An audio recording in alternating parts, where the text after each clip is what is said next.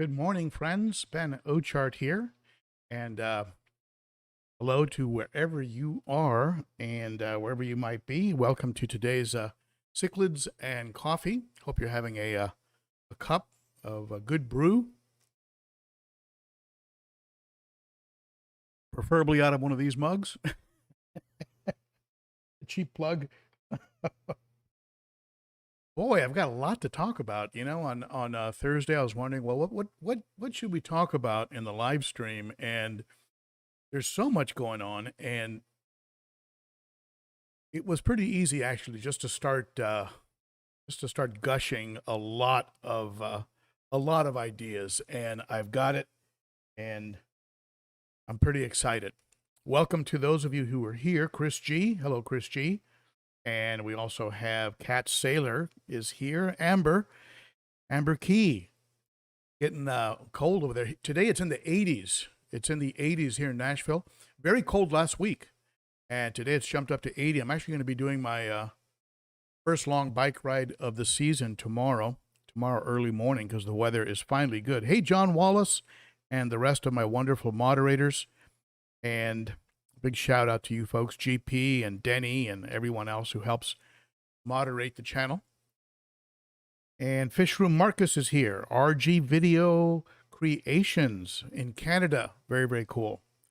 Somebody posted, I think, was it from Melbourne? It was like 2 or 3 a.m. Big shout out to you, my friend. That's, you either have insomnia, you really love the channel, and I thank you. I thank you for showing up. Chris G is here. Paul Newman. Hey, Paul. And let's see here. Johnson Hull and Cat Sailor. Let's see here. Yeah, Jerry's Fish Room will be showing up. Jerry is coming out to visit me, and we're going to do a live stream together. So stay tuned for that in the not too distant future. Amber Key is here.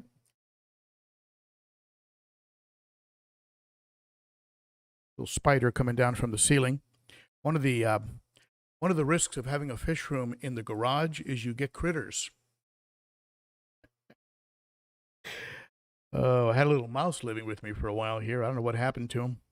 Named him Hap, and really cute little thing, but he's disappeared. Don't know where he went. So let's go ahead and get this thing officially on the road. And let's see here.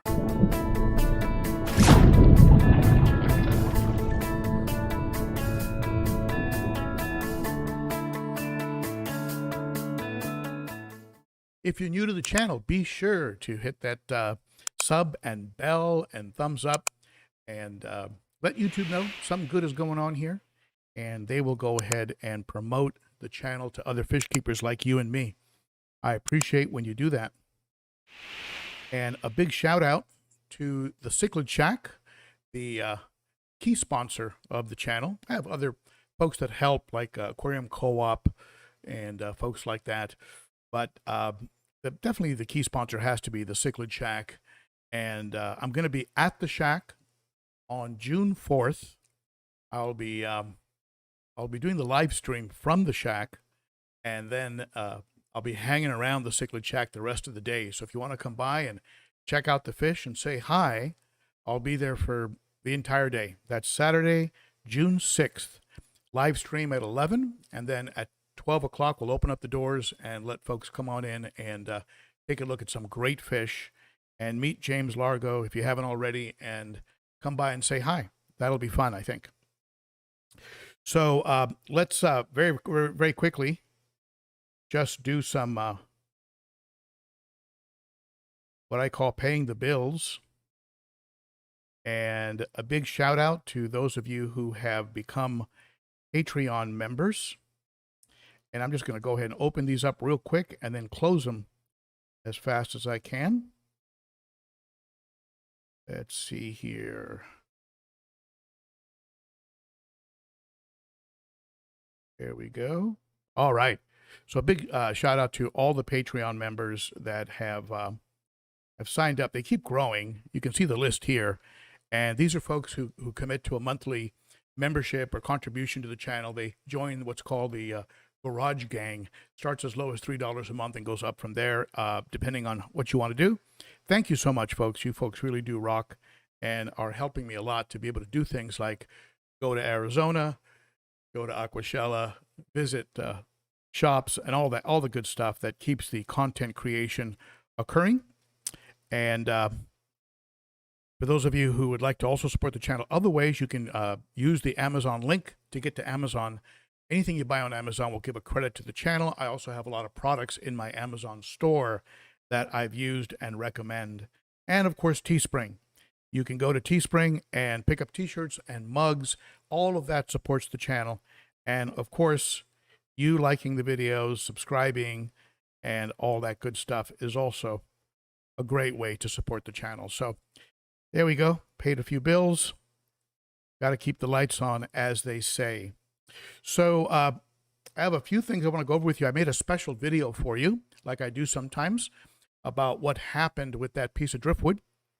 And but before I do that, I want to do a real test. In the aquarium behind me, see it here, probably the best angle would be this. The FX6. The FX6 that you can see underneath the aquarium back in there, that's the FX6. And it is currently unplugged. And this, get this. This is the all powers backup. Remember I did a review on that? And so you turn it on. Shows I have 95% power. Now I'm going to go to AC.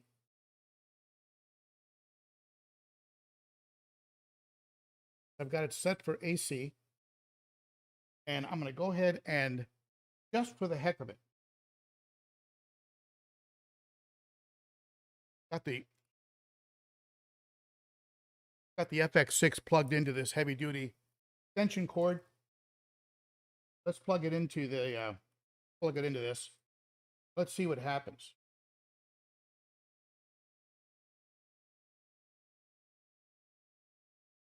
If there's a bright flash and we lose the connection, please call 911 and give them my address.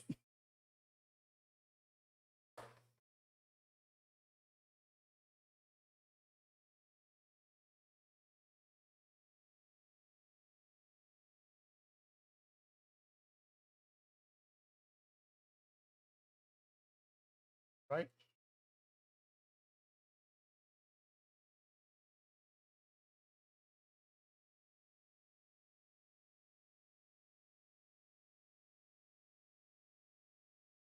Okay, good. Now it's giving me that there's an AC light has to come on right here.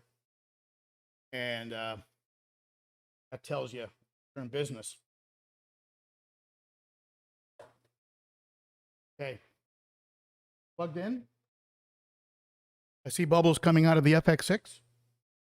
And it says that we're outputting 50 watts. 50 watts.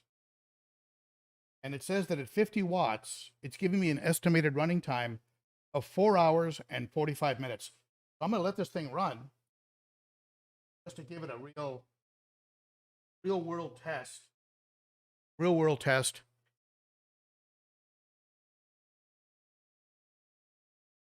That FX6 is running. And for those of you not familiar with FX6s, what's going to happen is it's going to turn off, and then it's going to purge any air that is in the system, and then it'll start up again. That's normal. Doesn't mean that the power unit is sputtering.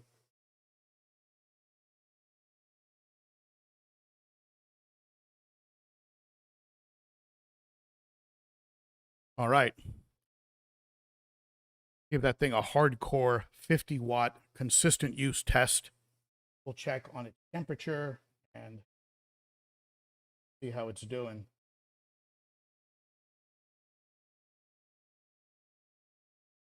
Yeah, it shows a 4-watt output now, so the FX6 has turned itself off to purge air, and now it's going to start itself up again and then go back up to 50. Let's go ahead and keep an eye on that. Now, can I get a very quick very quick audio and video check. Give me an audio video check, please. Let me know how that looks. Let me know how the audio and video are shaping up. So I have just a mountain here of stuff. Let me show you.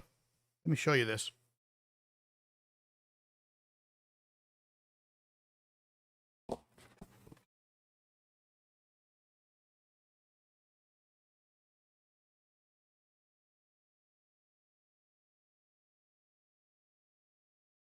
You see? Can you see this?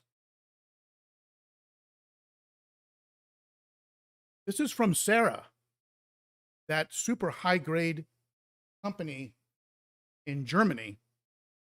This is all very high end food, scientifically tested. And let's do what we did last week, or not last week, 2 weeks ago. If you, I'll tell you what, if you super chat and you're in the United States, if you super chat and you're in the US for $10 or more, I'm going to send you out some SERA, okay? $10 or more super chat, I'm going to send you out some SERA. Just be sure to send me your mailing address and what kind of fish you have. And I've got community tank food. I've got some stuff for plecos. I've got some Mabuna food in here. This box just came. There's some pleco boxes, pleco box foods, all kinds of good stuff in here. There's anyway, if you're in the US, $10. If you're outside the US, Canada, Europe, Australia, your super chat is going to have any super chat over 20, because the shipping kills me on that. Last time it killed me, and I couldn't believe what I had to pay to ship stuff to Canada and Australia. So there you have it. So super chats, 10 or more for US and 20 or more for outside the US, and I'll get you some SERA food. Can't believe the size of that box. They said, "Do you want some more stuff?" And I said, "Sure, I'll give it away to some of the viewers." And they sent me this sort of treasure trove of food. Okay, it looks like the FX6 is running again with a steady wattage output of 50 watts. And it's still showing 4 hours and 45 minutes as the estimated run time. You can see it here. And running fine. I can also put my phone on top of the unit and it'll charge. It has a pad on top that you can charge your phone. I think it has an estimated output of max of 500 watts, 500 watt output. Anyway, Aaron Navarro, he wants some SERA.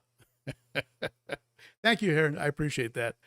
Be sure to send me your mailing address, full mailing address, to ben.o.cichlid@gmail.com.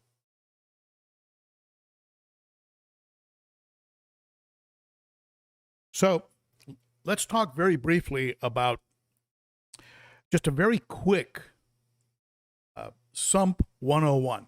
And then I'm going to get into a video I made for you on the cleaning of that ginormous piece of driftwood. So I've started to order up plumbing materials for the Sump on the 300. The 300 is just sitting here quietly doing nothing.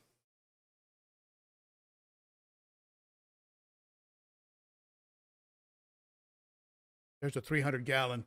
It's just sitting there, and as you can see, it's just, we've got it level, and I've changed my mind on the Sump. You're going to see that in an upcoming video called I'm changing my direction on the Sump, and you'll see what I'm going to do with it. It's still going to have a Sump, but it's not going to be the Sump that we talked about originally. It's going to be a different style to the Sump. I'm using what's called a synergy. Now, a synergy system they give you a template. See this? This is a template that you can use to drill the back of your tank. So you would line this up and you would drill. I don't drill. I'm not a driller. So, so I'm not going to be using that. But it's already drilled. And then what you do is you get this thing. It's called an overflow. The thing here with the teeth. I think it's about 16 inches. And this thing is going to be inserted on the inside of the tank. You see these? There's 2 holes already drilled in the tank. So this goes on the inside center of the back of the tank. And then this is going to attach on the outside of the tank. You then have this, what you would call an overflow box. And this overflow box is attached to the tank using these little connectors. And of course you got some rubber between the pieces to make sure that they're nice and snug and tight and waterproof. And then on the inside of this, I'm gonna put some plumbing and like an overflow, 6-inch emergency overflow, a 3-inch that's going to have a cap on it, and then one that's just the cap. And by cap, what I mean is this thing here. It's a little thing that water will flow into it and then go down into the sump. Now here there's going to be I'm doing some plumbing, and your main line goes right into the sump, and then you have a backup in case this one gets plugged. This is a backup and shares the load of the main line. This one probably is going to handle 10 times more water than this one if it operates the way that it operates on the 210. And then this one is totally emergency.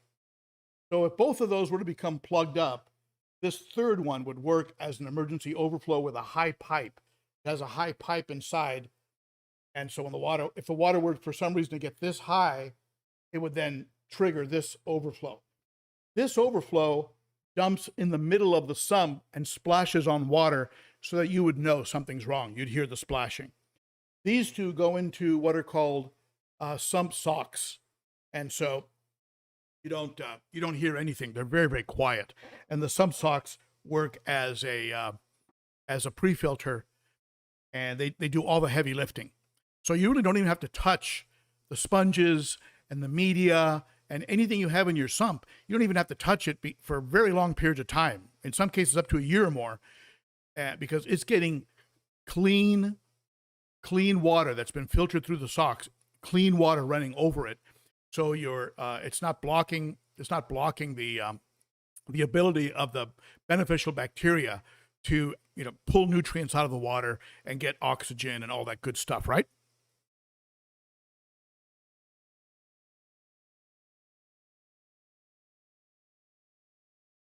On the main line, the line that's going to be dumping the most water into the sump, this is how you fine-tune the sump.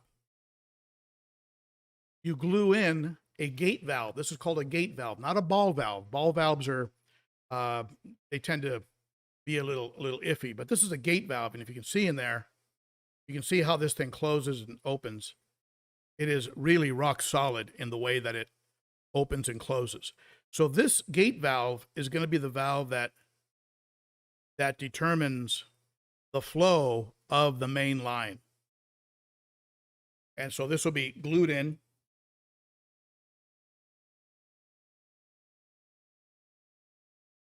And then each of the pipes, as they come down, are then going to be attached to what's called a union. This is a union. You're getting a Sump 101 here. This is a union, and a union allows you to work on your plumbing without having to tear everything apart, because you have your pipe here and then pipe here, and then all you have to do is undo your union. See that? And now you can tear apart the sump. I can take the unit off the back. I can do all kinds of stuff without having to deal with this big, awkward amount of plumbing. So there's 3 of these unions that get put, one gets put on each of the pipes, and I might put some more unions depending how much plumbing I do. And you know, the word out there in sumps is use as many unions as you can, because they allow you to break off pieces of the plumbing without having to deal with large, awkward, 10 feet of pipe. So you don't want to have to do that. A sump is actually a very, very simple filtration system.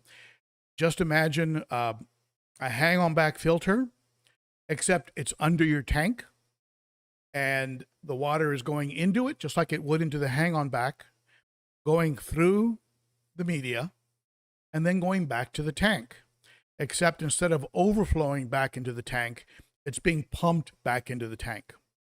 I'm working on getting my hands on a couple Shisei pumps. I'm talking with Jay Wilson about that over at Shisei. And I'll be using a Shisei wave maker, one that was provided by Jerry Martin. And so it's going to be, I think the entire system will be powered by Shisei, I think will be the theme for the tank. And so I'm excited. There's going to be a lot of cutting involved. I got 10 feet of 1.5-inch PVC, and then I've got some 1-inch PVC for the inside of the box. So we got a lot of stuff there. I have a gardener that's running by the property, so you'll hear some background. That's what you're hearing. So am I going to run a canister on the 300 as well as the sump? I'm not sure. I'm not sure yet. 2 Shisei pumps,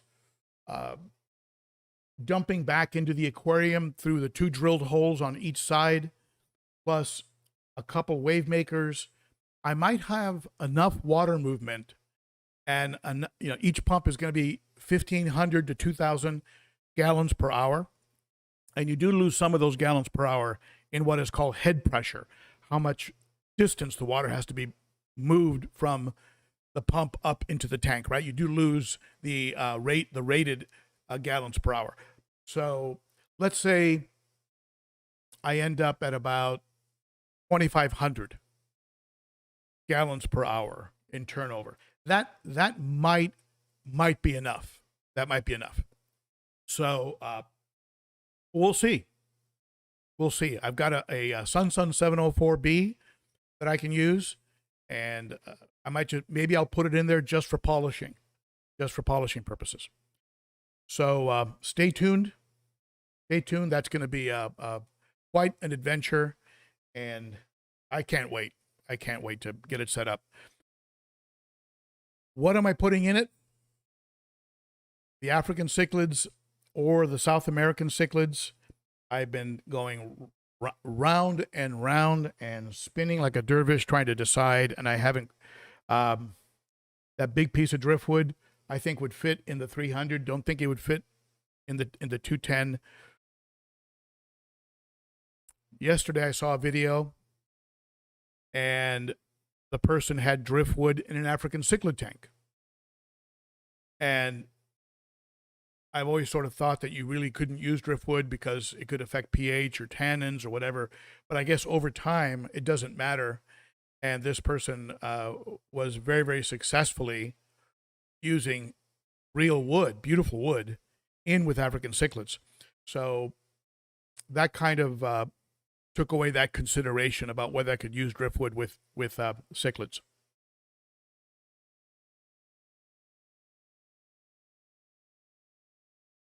Now, the advantage, of course, of having that, having a canister running in tandem with the sump, as you know, is redundancy. Within the system itself, I'm going to have 2 pumps. So if one pump fails, I still have some circulation going. But to be able to have that sun running while I'm servicing the sump, or doing a water change or whatever, when you do a water change, you can't have your sump running because the water line goes below the weir, and so there's no overflow, so you can't do that. Sometimes it's because you think the pumps are going to burn out if they don't have any water, right? But the newer pumps will shut off if there's no water. If there's no water detected, if the temperature rises, the pumps have an auto shut off. So your pump's not going to catch fire. Older pumps will just keep running and start smoking and who knows what. So let's go ahead and by the way, if you have any questions during today's live stream about the SERA food that I'm giving away, and that's, what did I say, $10 for within the U.S., or 10 within the U.S., 20 outside the U.S. For Super Chats. Any questions about the SERA food, ask them in the chat. I'll be happy to answer them. I've had some I had a much longer discussion with Klaus at SERA Foods than you saw in the video. There was a lot more data, but I didn't want the video to be 2 hours long. And any questions about sumps, ask them in the chat or put them in the comments in the replay after it posts to YouTube. I'll be happy to answer your questions. All right, so I'm going to play a little video for you. Let me just check one thing here.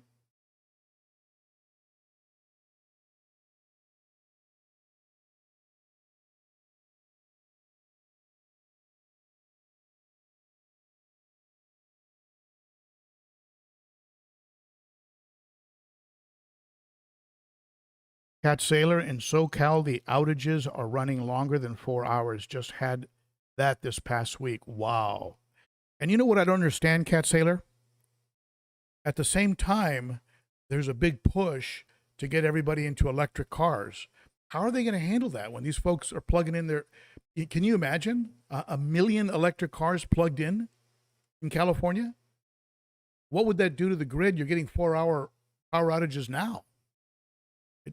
I sure hope they're doing some sort of infrastructure build out of some kind, but all right, let me go back here and see. I think I missed some of the super chats, and I'm sorry for that.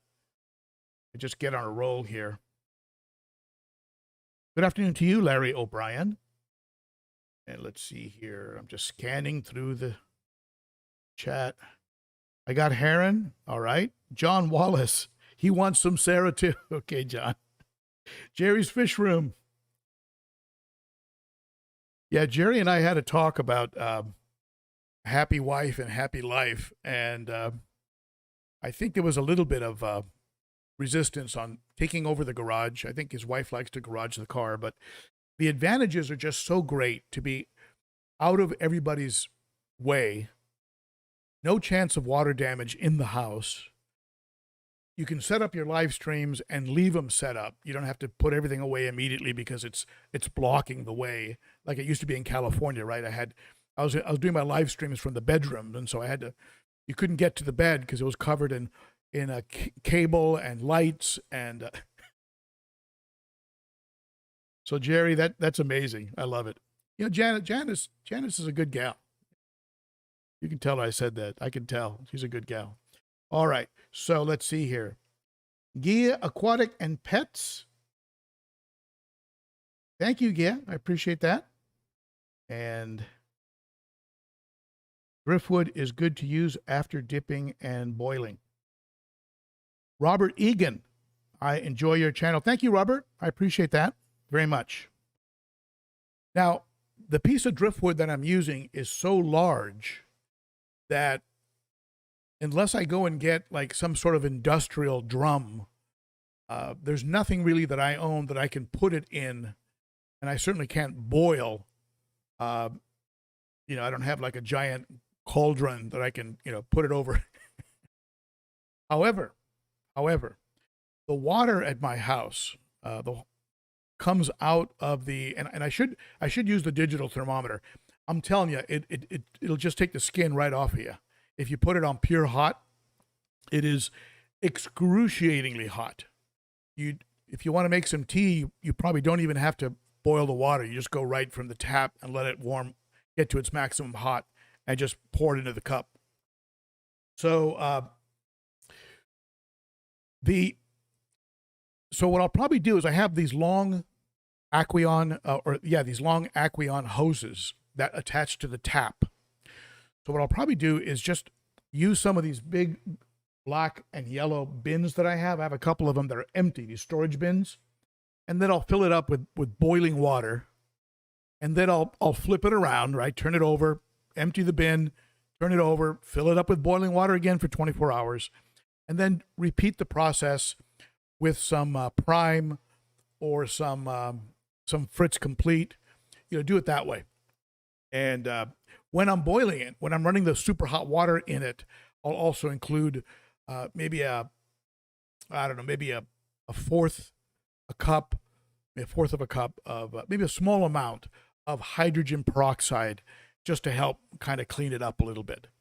And I've had people tell me, Ben, just rinse it off and put it in. Don't worry so much. I've had other people tell me, you've got to put it in an autoclave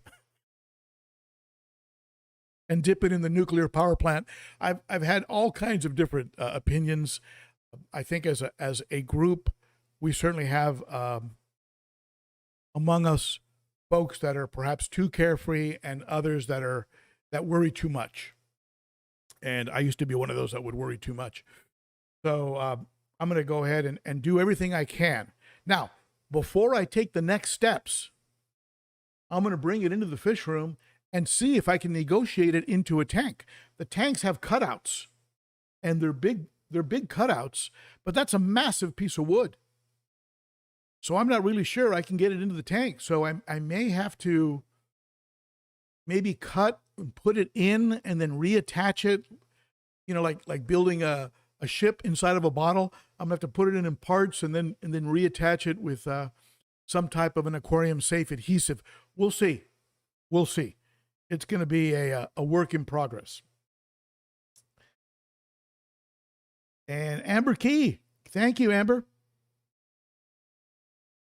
Driftwood is a beautiful piece. Mother Nature is a true artist. Absolutely. And you're going to see in the video that I'm going to play for you, you're going to see just up close the textures and colors of that wood. And you're going to like it. Now, by the way, if I've sent you things in the past, please don't assume that I have your address on file. Very often I delete personal information. So when you send me the email requesting the SERA food after doing the super chats, and for those of you who just got on, what did I say? $10? $10 super chats on up, I guess. If you're in the U.S., 20 or more if you're outside the U.S., because the shipping kills me. But be sure to include your full name, address, zip, and I'll get it out to you as soon as I can. So let's go ahead and do this video. I did a little video for you, like I do sometimes. I'm going to go ahead and play it for you, and I want you to tell me after this video what you think.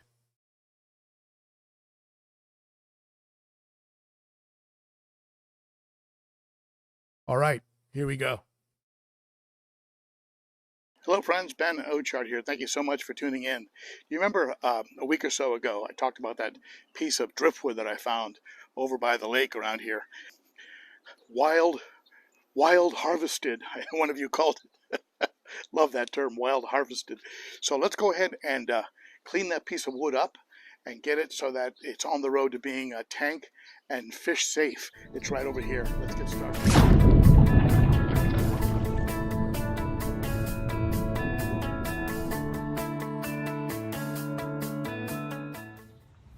This is truly one massive piece of driftwood with a lot of interesting twists and turns and colorations and nooks and crannies and areas where fish will be able to swim through. I was actually surprised when I found it that it was one piece of wood because of the way certain parts of it are connected. I suspected that some of it might even be root. It's just beautiful. You can just see it here in detail.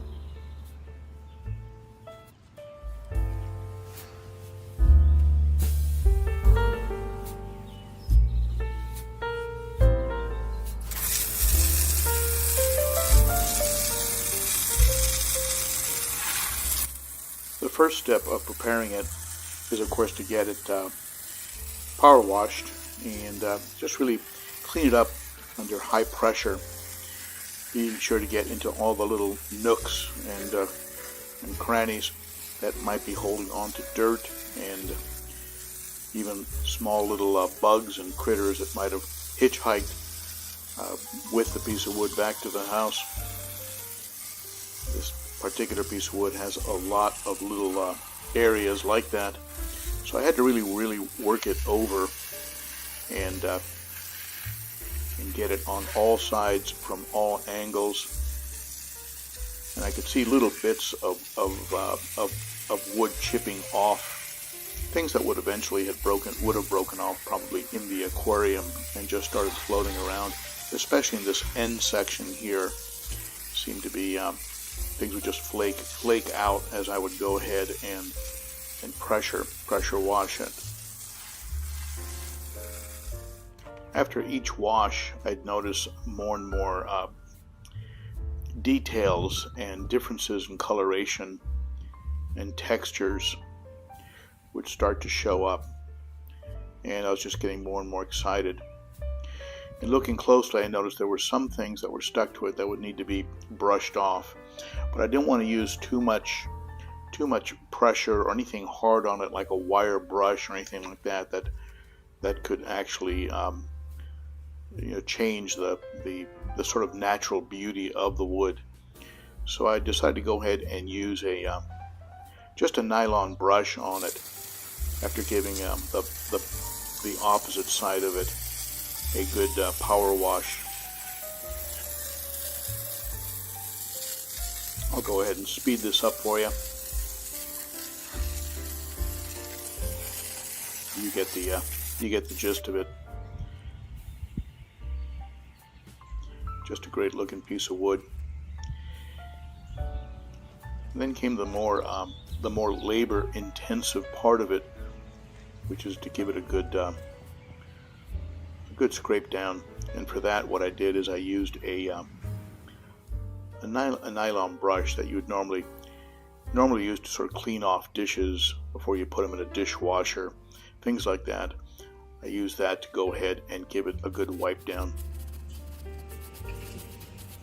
Again, I've sped this up quite a bit, really having to get into all the nooks and crannies. But as I cleaned it up, removed some of the buildup, algae and dirt and things of this nature that can stick to wood over time, as I started to really clean that off the wood, more and more of the beautiful natural sort of color of the wood would start to show up. I was getting pretty excited about this piece of wood when it dawned on me that whether or not I'd really even be able to fit it into the aquarium.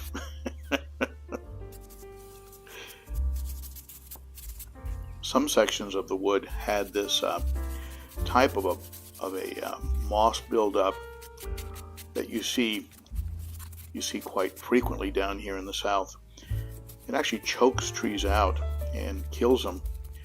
You can see it here on one of my trees.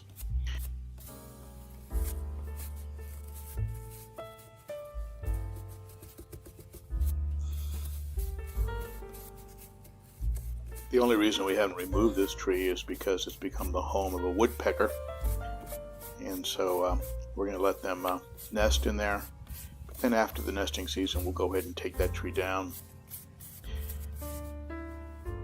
So I've washed and scraped down both sides of this large piece of driftwood, and I could probably put it into an aquarium now, but to be safe, I think I need to treat it with something like a hydrogen peroxide or maybe even a bleach and let it soak for a while in a tub. I mean, you tell me, you recommend in the comments below what you think I should do as the next step, just to make sure that this piece of wood is entirely safe to go into an aquarium, entirely safe for the fish.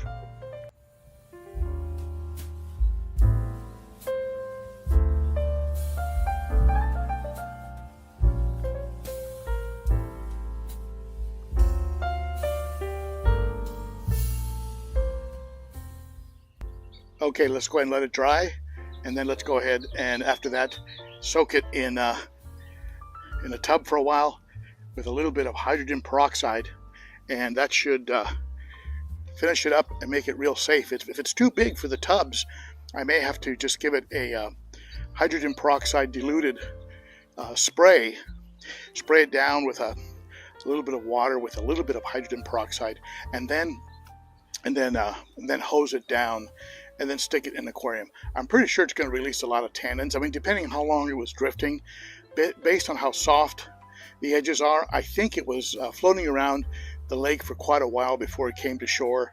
I'm thinking it might be relatively tannin free, but we'll see after I put it in the tank. So any tips, any ideas that you have, share them below, because we all learn from each other around here. All right, thank you so much, my friends, and I'll talk to you next time. Bye-bye.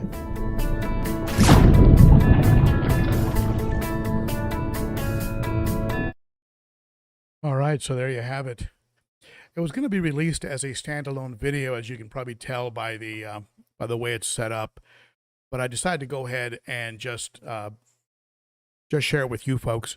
I might just go ahead and put it out as a video as well, and because some folks don't watch the live streams because they're reluctant to get into a 1 hour video, and I understand that. So yeah, I was definitely reading some of your comments as we went along, and certainly because of the size of it, there are certain things I have to take into account. I understand, especially GP, saying I need to power wash it with a special kind of power washer. I know what you're talking about. A little bit reluctant on breaking off some of it. Some parts are a bit fragile, so I don't want to sand it. I don't want to use anything really rough on it because I like the texture. I don't want to change the texture of it. So at any rate, different things that to consider, and certainly I am going to be 100% certain that it's fish safe before I would put it in a tank and then introduce fish. And so you can rest assured of that. But definitely it's providing some challenges, especially to a person like myself who's never done anything like that before. I mean, I've gone to the fish store and purchased wood that was already put through the process of cleaning it up. And I remember that Mopani wood, that Zoomed Mopani wood. That's beautiful. The kind of wood I have in you can see it. I'll switch you over to the main screen. Hello, friends. Ben Ochart here. Thank you so much for tuning in. You remember? There we go. All right. So if you go over to here, what you have in here in the back of that tank is Mopani wood from Zoomed. Beautiful wood. And the pieces you see there. And that was releasing dark brown and tea-colored tannins for probably 2 to 3 weeks. 2 to 3 weeks before I was able to actually rinse it and have the water come off clean. So, and that's wood that was already supposedly cleaned and treated by Zoomed, aquarium ready. They do mention something, I think, about tannins in their sticker. You can see this tank is doing great. Fish are behaving. Even the Salvini, who loves to yawn. The Surimanensis continue to harass each other. I have an AC Hecli in there. You can see the big Vieja in the back. So the Jack Dempsey is in there somewhere. And a big red shoulder Severum, usually around the back of the tank when I turn on the lights.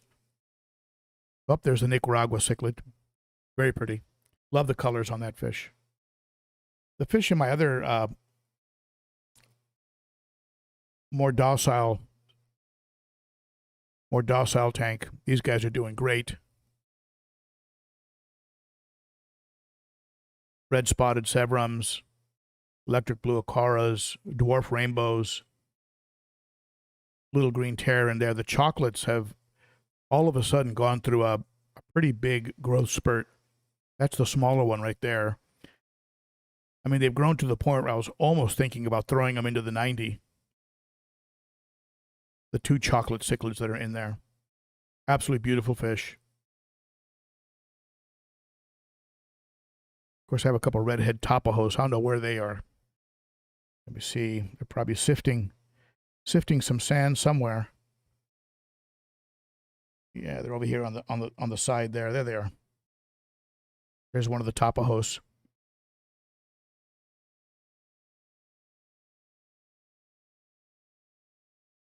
Love geos. Love their temperament. Love the constant sifting of sand.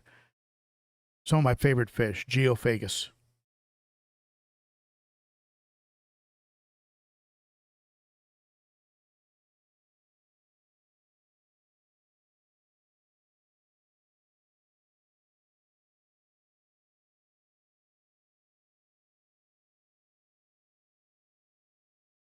All right, so let's take up some of your questions and see what you have to say about all this.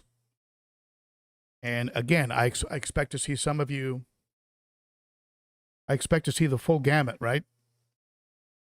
Everything from throw it in the tank now to you need to boil it. Someone mentioned a kiddie pool. Kiddie pool makes sense, except I'm just not sure you can put extremely hot water in a kiddie pool without necessarily warping or damaging the kiddie pool. So I would need something that can withstand a very high temperature.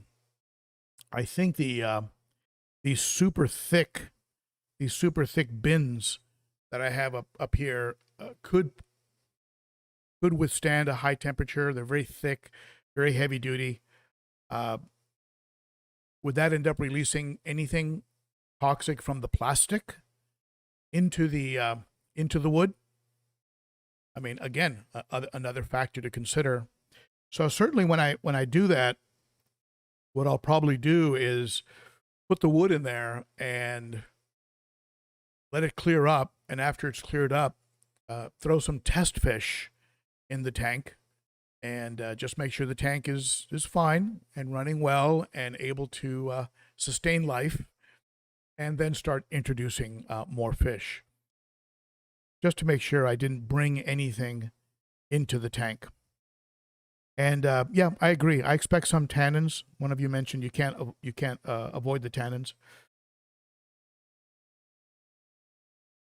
And yeah, I expect some tannins. I just hope it doesn't get that dark brown, which I had with that Mopani's, that Zoomed. I had that very dark brown. All right, so let's see here what your comments are, and I'm going to go back to the chat. Where's the chat? All right, now I'm gonna go.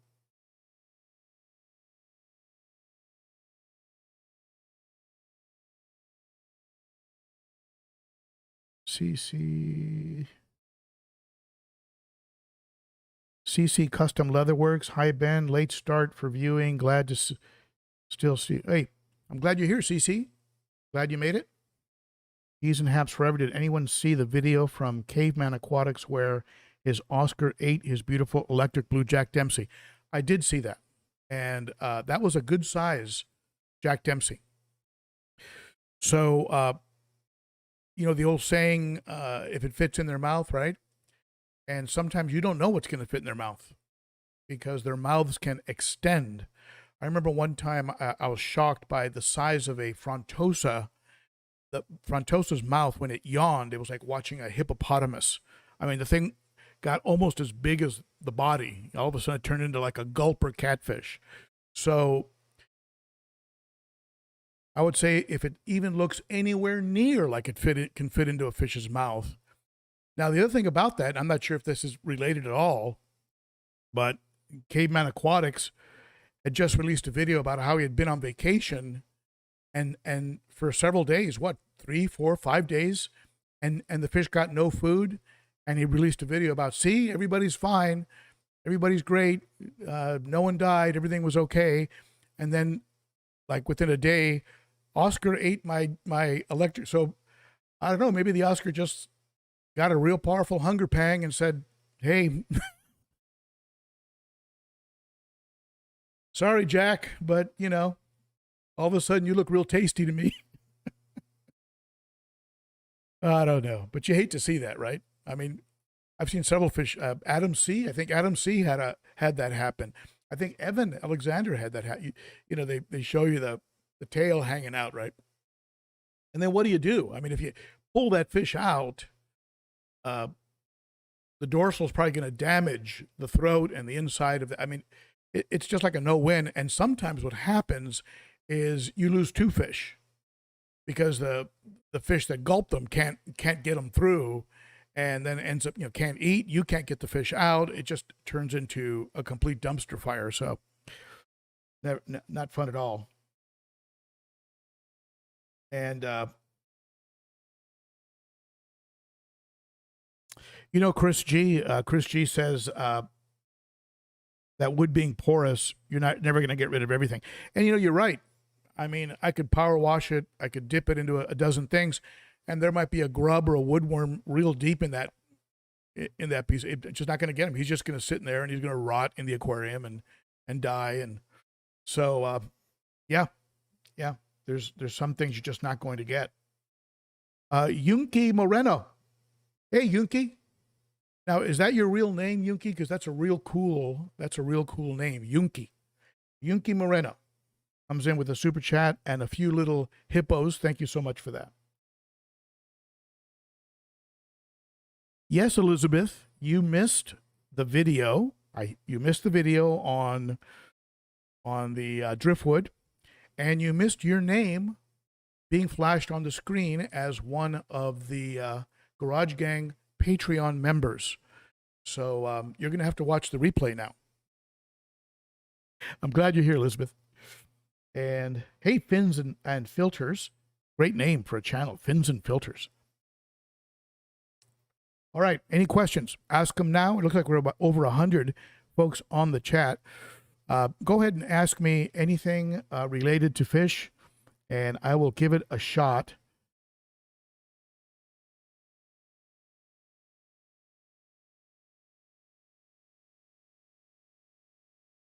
Yeah, you know, I noticed some of you mentioning that video by the King of DIY, and it's becoming very popular now to have wood that comes outside of the tank, and also what they call marginal plants.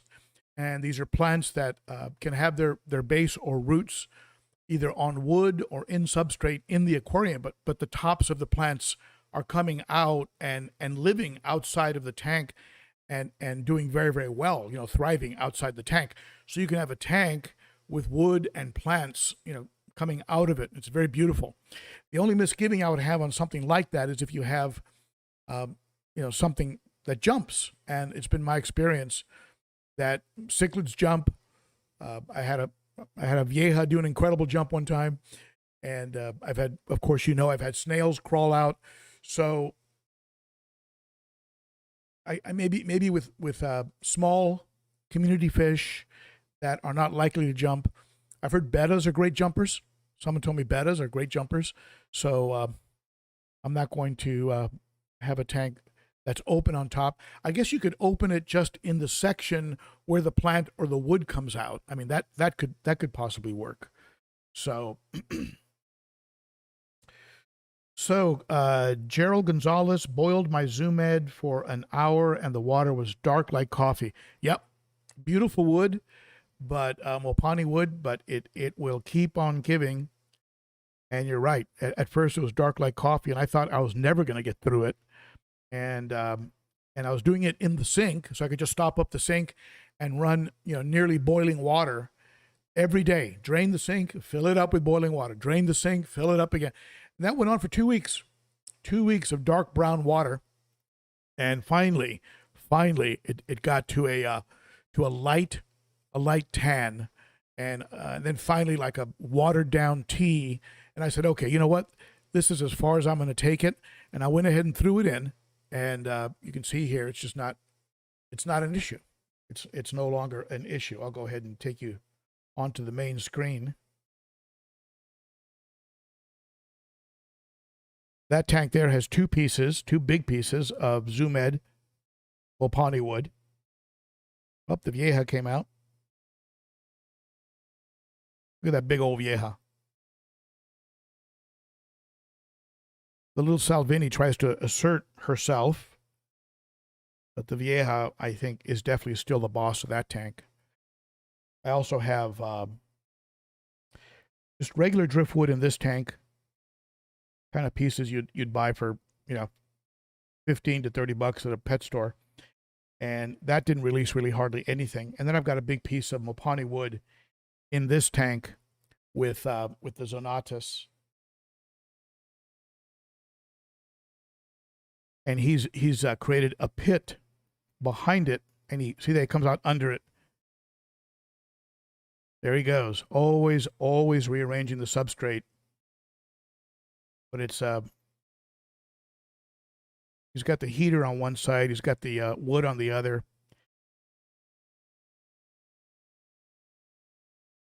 Always moving sand. So any chance of having a steady substrate or decor in a tank with fish like this is going to be impossible. You're going to put your rocks and your wood down, and within a few days, it's going to be completely redecorated. See that? They're constantly redecorating. Same thing happened in the 90-gallon.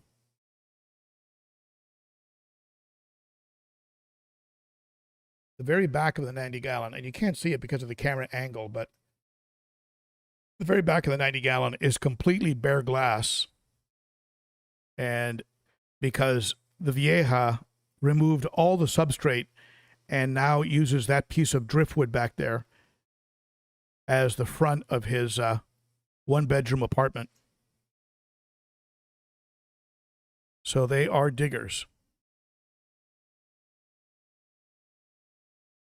You can notice there behind that piece of Mopani wood right in the middle, that's bare glass. That's just bottom. The bottom is just pure glass because that vieja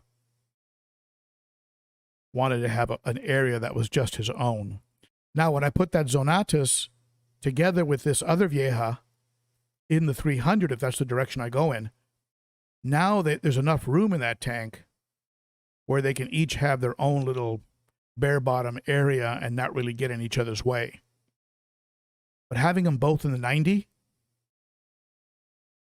they just got too territorial. So they just need more space. That's why the Zonatus is in a separate tank right now.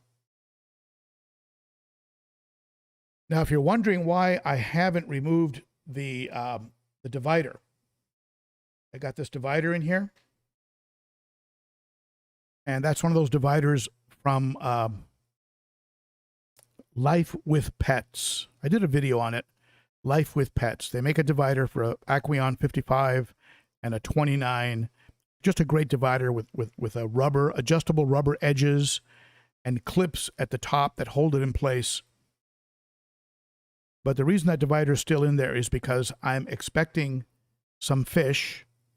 And of course, I'm not going to tell you what they are until I get them. That'll be a surprise. Expecting some fish, and I'm going to be putting some of them there. Some of them will go into a 5-gallon QT tank, and I might set up another 29-gallon. So it'll be a good number, not a tremendous number, but several fish, and I'll be quarantining them and of course sharing that with you when they come in.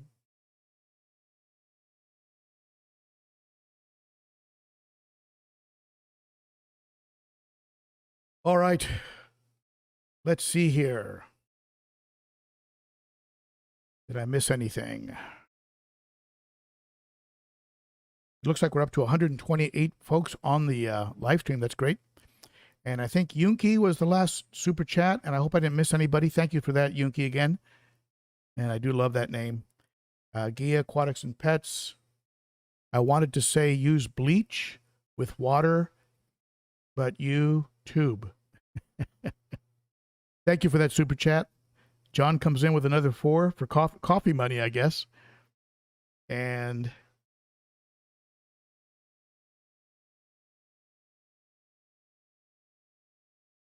all right.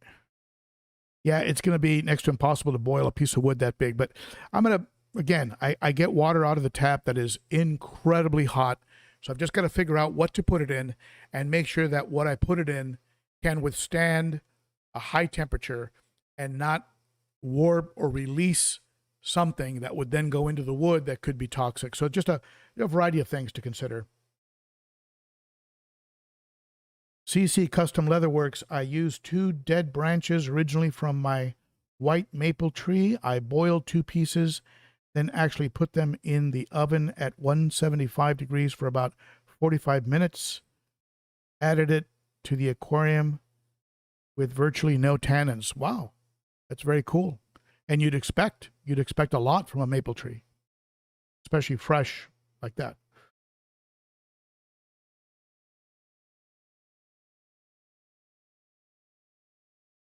Does anybody know, can somebody answer the question for Elizabeth Wagner?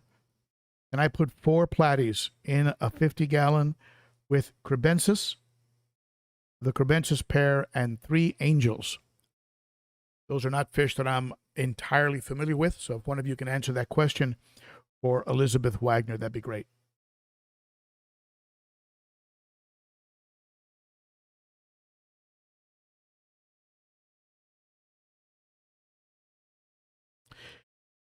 Jonathan Ramirez, why don't you use epoxy? Now, again, I mean, I don't know. Would epoxy leach anything into the water that would then be detrimental to the fish? I mean, I don't know. I mean, but yeah, you would think you could seal a piece of wood like that. Epoxy. I've heard of folks using certain kinds of glues, certain kinds of things of that nature, cement. I've heard of all kinds of different, I know super glue is safe, but epoxy, I don't know. I don't know if epoxy is safe or not.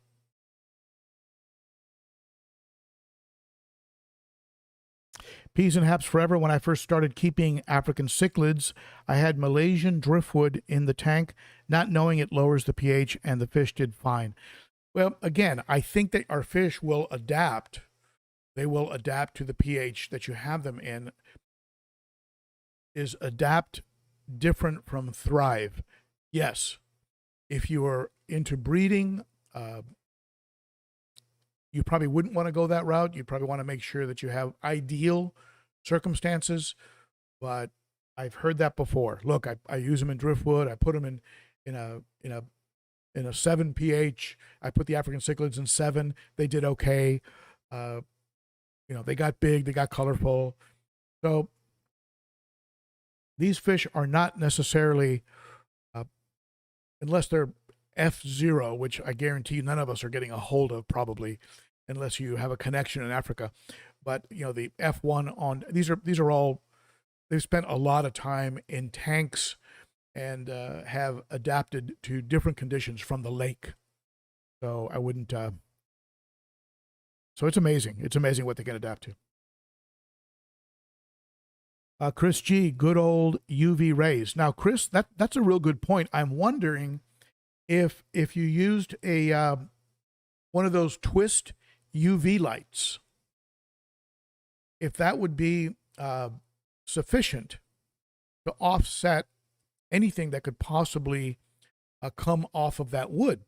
So if you had a one of those low flow, 25 gallon per hour pumps on a UV twist that kills, right? It kills pathogens, it kills viruses. I wonder if that would be something that would be beneficial in using a wild harvested piece of driftwood. So CC Custom, branches have been sitting in a wood pile for 6 months. Some tree species manufacture little tannin. White maple or sugar maple are some. Oh, okay. Interesting. Very, very good. Also gave it 6 months to dry out. That's good. All right. It looks like we're over the hour. And for those of you who who are in the U.S. and did over $10 in super chats, please send me your complete name and mailing address to ben.o.cichlid, and I will send you out some SERA food, high quality food. Also, if you if you're outside of the US and did $20 US or more and would like SERA food, let me know, and I will go ahead and send that out to you. Currently, I fed them exclusively on SERA for about 2 or 3 weeks, and they absolutely loved it. And then what I did is I shifted into the comment that was made by, I think it was Klaus, during the SERA interview video. He suggested a blend of food. And some of you who did super chats previously when we did the SERA giveaway, I sent you a blend of food, and that blend included Piscine energetics, some Piscine energetics, some Fritz. I'm sorry, not Fritz, but extreme pellets and SERA.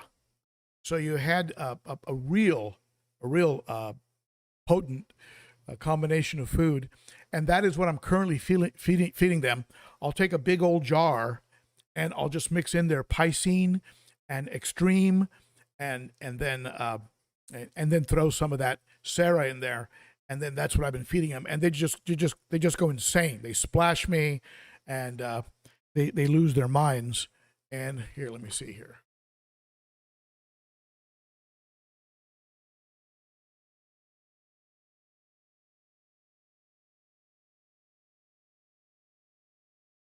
Yeah, I'll show you what I mean.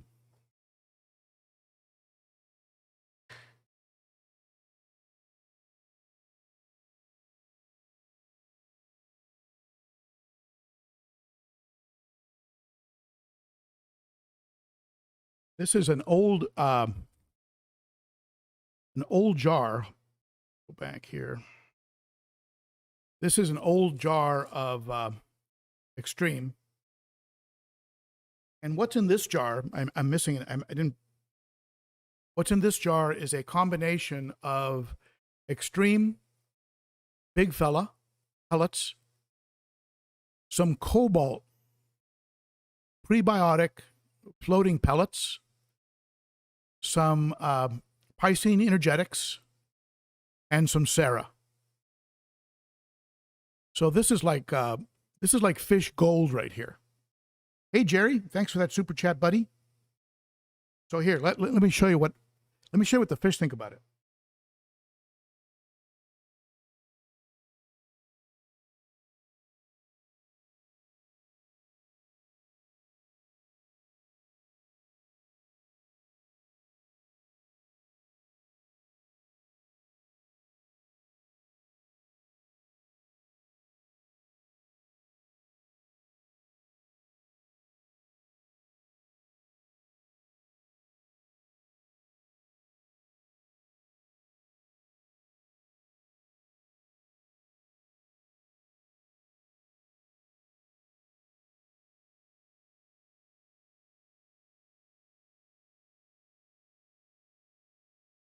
As you can see, they approve.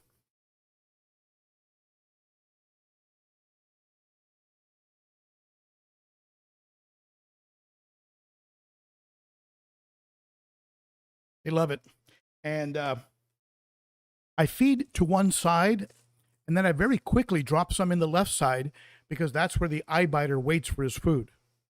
The eye biter, I don't know if it's because he's thin and the way his jaw is, he's kind of a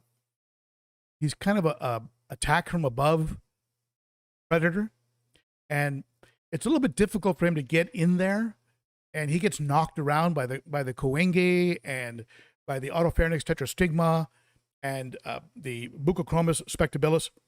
They just knock him out. I mean, literally knock him out of the way, where he's got little marks on the side of his body where they just bang him. So what I have to do now is I get everybody thinking the right side of the tank is where the food is. So they all go over there, and then while they're feasting, I quickly drop some right over the head of the eye biter, and he's gotten to the point where he knows that's going to happen. So everybody runs to the right side of the tank to get fed, and the eye biter hangs back. And then by the time the coenge or the Autopharynx tetrastigma realize what's going on, the eye biter already has a full a full mouth of food. So it works out well. So let's check here on the FX6.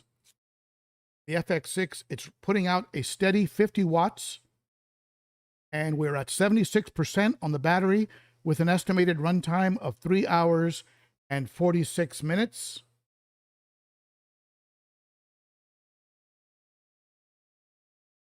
So even in those 4-hour California blackouts, you could hook this up. Now I've got two plugs here.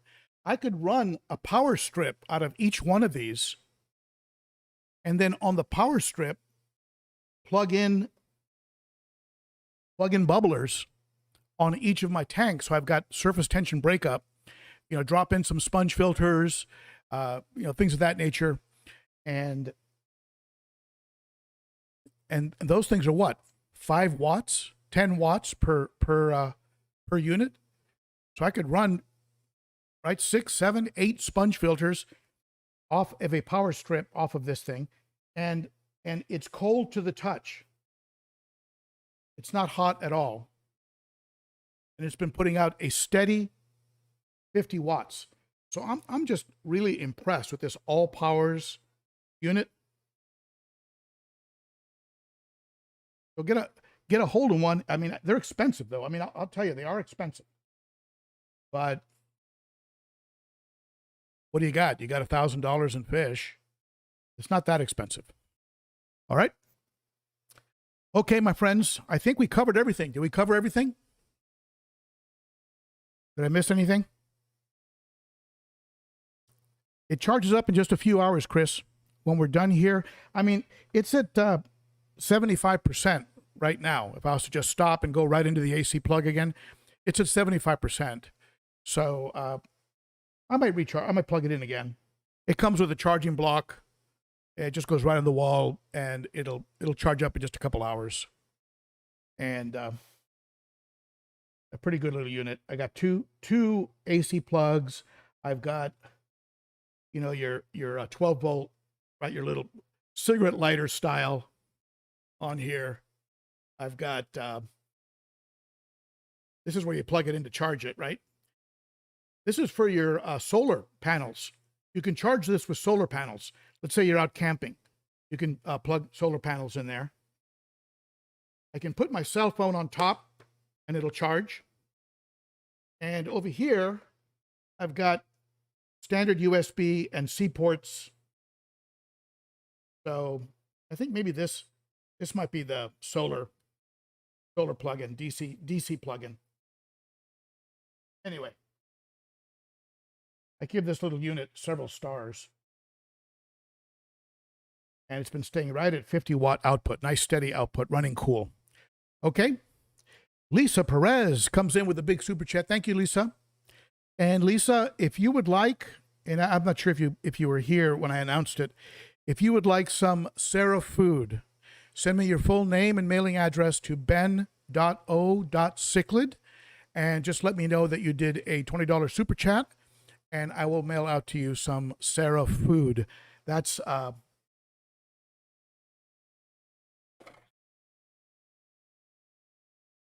some of the stuff in this goodie box right here. I told Klaus, send me some stuff. I'll give it away in the channel. He sends me 20 pounds.